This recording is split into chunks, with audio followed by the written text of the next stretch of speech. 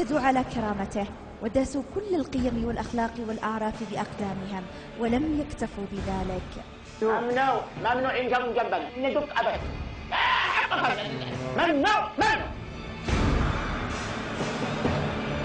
بل أصر قادة المشترك على استجماع كل قواهم الكاذبة للاعتداء مرة ثانية مع سبق الإصرار والترصد على الولاة عبد الله صالح حليلة لمجرد أنه من البسطاء، وإهانته والسخرية منه في قناتهم التي ولدت ميتة، بل واتهموه كذبا وزورا وبهتانا بالقتل.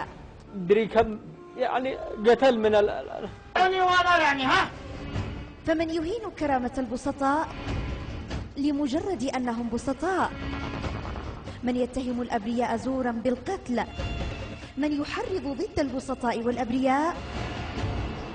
من يستحق المحاكمة؟